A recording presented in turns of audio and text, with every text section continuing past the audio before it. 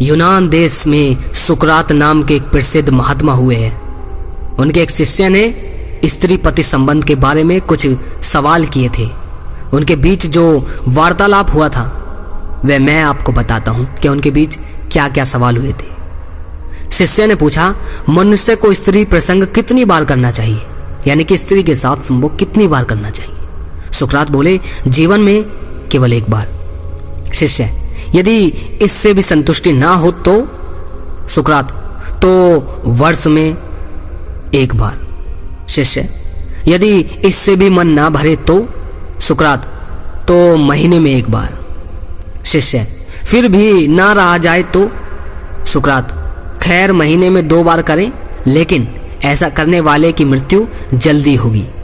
शिष्य, यदि इतने पर भी इच्छा बनी रहे और मन करे तो? सुकरात बोले, पहले कफन मांग कर घर में रख ले, फिर चाहे जैसा किया कर। ऊपर जिस वार्तालाप का उदाहरण मैंने आपको दिया वह तो द्वापर युग का तथा कलयुग के लोगों के संबंध में है, क्योंकि सुकरात तो पिछले 2500 वर्ष के भीतर के ऐतिहासिक काल में हुए।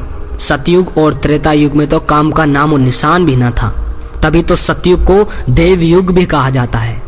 सुकरात ने जीवन में एक बार संभोग की बात तो मानवों के लिए कही है, जबकि सतयुग में तो थे ही देवी देवता।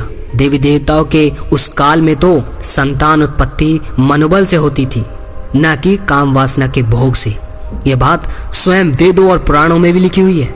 उदाहरण के तौर पर श्रीमद् भागवत गीता को ले लो, जिसे वैष्णव लोग पंचम वेद मानते हैं। भगवत गीता में लिखा है कि सृष्टि के शुरू में मानसी संतति अथवा योग बल द्वारा सृष्टि का उल्लेख है। अर्थवेद में भी कहा गया है कि पहले योग सृष्टि थी। ग्रंथों में भी कहा गया है कि देवी देवता ने ब्रह्मचर्य द्वारा मृत्यु को जीता था। भाव यह है कि दोस्तों, सतयुग से पहले कल्पांत में जिन्होंने ब्रह्मचर्य का पूर्ण रूपेण पालन किया है, बिल्कुल बेहतर ढंग से, वे मनुष्य से देवता पद के अधिकारी बने और देवता को काल तो सताता ही नहीं था। यह बात तो लोक प्रसिद्ध ही है।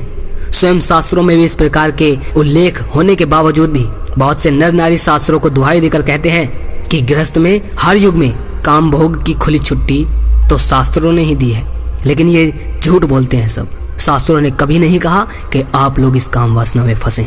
ऐसा कहने वाले लोग झूठे, मक्कार और खुद पर ना कंट्रोल करने वाले होते हैं, जिनके बस की कि वो पवित्र ब्रह्मचर्य का पालन करें। लेकिन दोस्तों, मैं नहीं चाहता कि आप जल्द से जल्द ऐसे ही और लोगों की तरह बर्बाद और निर्गुण और दुर्बल होते रहें, क्योंकि आपको भी एक दिन मृत्यु को प्राप्त होना है। तो मैं नहीं चाहता कि आप लोग बर्बाद हों। अगर लगे शेयर करने लायक तो वीडियो को कामुक और गंदे इंसानों के साथ शेयर जरूर कीजिए। अगली वीडियो में फिर मिलते हैं। जय श्री कृष्ण।